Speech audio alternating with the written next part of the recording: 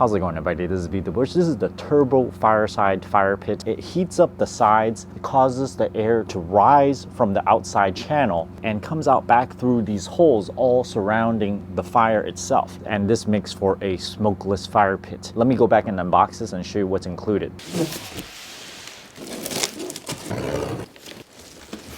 This comes with many bags of rocks. So you got 8 bags of these in the perimeter. The bottom ashtray, this looks to me like a heat shield, so very hot coals dropping on here won't cause the bottom of this to be very, very hot. So it kind of distributes the heat a little bit. A little bag of screw here. We'll probably use this to put it together. This user manual comes with a cover. Looks like it's big enough to wrap over it. And you have this ring crimped on the edges. There are a few more things inside the box, such as this grate, and there are a bunch of hardware that's embedded inside this styrofoam. You have the 3 legs we need to attach and also 2 internal pieces. These are the rails for the bottom ashtray. I'll put this one here, and also the other side. Attach one of the foots. There's a notch here that you need to insert into this hole. Screw it in place. I noticed this sheet metal, you need to angle the screws for it to properly thread in there. And I would recommend not tightening all of them. Just thread them in first and then tighten. Do the same for the second foot and third foot. Now we'll do the last foot back here. There's no stop or anything. It just kind of rests right in the center. The center is probably right around there. Push it until this handle is flush with the outer diameter. Now flip the fire pit. Put in the bottom ashtray catch. You have the outer black mesh. The inside has 2 separate layers. The first inner layer will hold all your firewood. The firewood should be underneath all these holes. Between this wall and the second wall behind it, it's going to heat up the air. It's going to pull it upwards. The air pressure will then come out of these holes and spray it back into the firewood, creating a smokeless fire pit. Let me put the grate inside. This will hold up all the big pieces. Make sure the long grate side is on the top and not flipped over. So when you put all the firewood here, it's going to be elevated from the bottom part. And we also have 8 bags of these rocks. It gives it a nice decorative look here.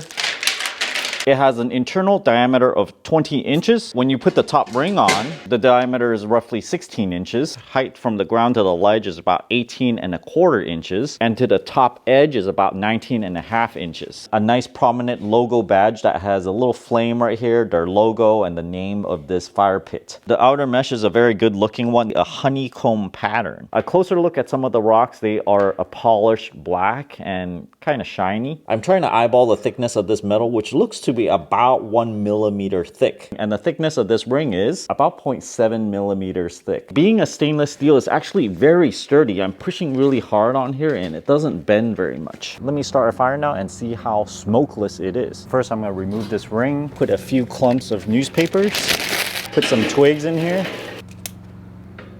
bigger logs here. It's important to not overfill this. So you want the logs to come just underneath all those holes. And it actually takes some time to start because you got to heat up the entire thing before the air will warm up around and start pushing air back onto the fire. Put the ring back on. It's running very, very strongly now. Now, in terms of smoke, I still see some. It might be from my firewood, which is some just chopped down wood from a tree. This is from the side. It's 130 degrees on the grate, 82 on that metal part. Oh, it's actually not that hot. It's the layer that's behind it that's 130 degrees. But right here, it's cool to the touch around 78 degrees or so. So that's really good. When the fire is going, you actually can't touch this little handle thing there. It's 300 degrees. And we can see a little bit of the fire. The pit does not come with any tools, but I have this from my fireplace. Try to rearrange some of the wood logs.